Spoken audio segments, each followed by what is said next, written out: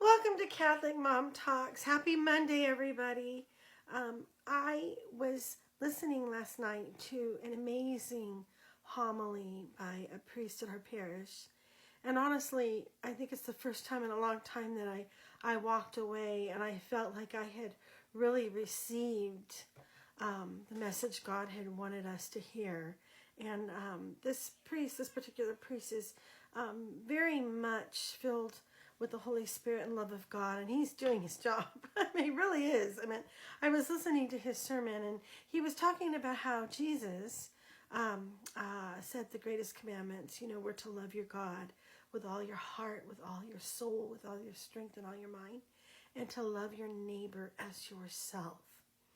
Okay, and what he was explaining was that you can't just have, as a Christian or as a Catholic, that intimate faith where we're just, we're comfortable and we have our prayer life and we say our rosaries and our novenas and we're good to go, right?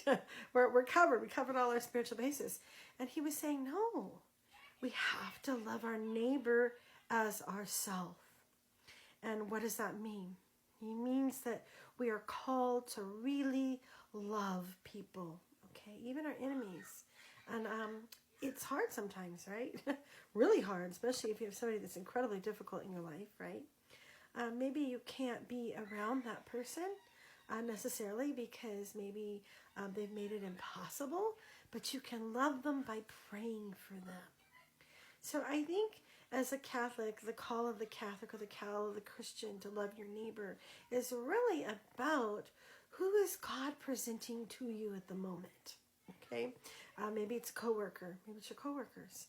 Maybe you can't go in there and evangelize them or talk to them about Jesus, and they're not open to that, right? I mean, that would just be, something that they wouldn't receive, right? But we can love them. How can we love them? We can show them respect. We can, listen to them, be present to them, right?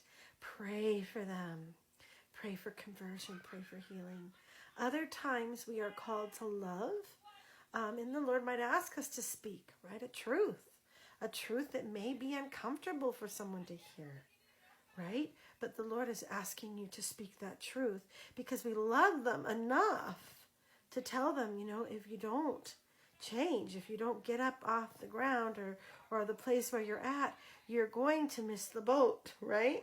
Miss the boat. This could be an alcoholic, a drug addict in our lives, someone that doesn't know their identity, right? Someone that's making really bad decisions in their life, someone that's hurting other people, right? It is the call to speak the truth. Now, one of my friends who passed away recently, he was a monk, and he said that true humility, was the truth spoken in love. As long as it's spoken in love, and it is truth, it is humility. And that just blew me away, because it's true. It's like a mom, okay, all you moms out there, all you dads out there, you'll understand what I'm talking about, right? You have a child, maybe an adult child, right? And maybe they're messing around, they're doing stuff they're not supposed to be doing, right? And you're their parent, and you can't tell them what to do, right? Because they're an adult. You can't tell them. But you sure as heck are going to give them your opinion, right? Because why? Because you love them. You love them enough to tell them, I love you, and this is not the right way to go. Okay? And for whatever it is, they may receive you, they may not receive you. But it doesn't matter. You've done your job as a parent. You've done your job out of love for them. Okay? That's real love. That's real love. Okay? Real love. And, it's hard. It's hard to know when to speak. Okay? That's another level. But I think the more you get closer to Jesus and your relationship with Jesus and your prayer life with Jesus, you'll be able to discern, when is it, Lord? When is it the right time you want me to speak? Now, he may not be asking you to speak at that moment. He may just be asking you to love them. Okay, maybe bring them a Frappuccino every day. Work. Maybe bring them cookies. Maybe be present to them. Maybe listen to them, right? Maybe take the time to, just console them, right? Love, love, love. And it is the call of the Christian to act.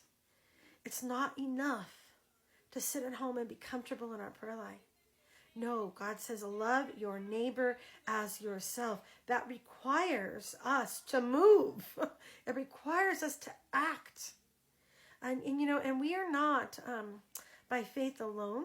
You are saved, right? No. We must respond to the gift of salvation, which was Jesus. We must respond to his love, right? And in response to that love, what do? We bring others into that love. I don't know if that makes sense to you guys. It's a call of all of us to love. That is the bottom line. Jesus is love. He is love. Total unconditional love, right? Hates sin. We hate sin.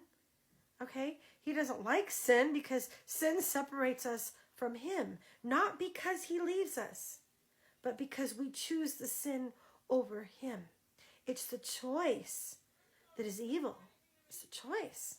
Because we want something more than we want him. Those are my thoughts for tonight. Hope you have a beautiful evening. God bless everybody.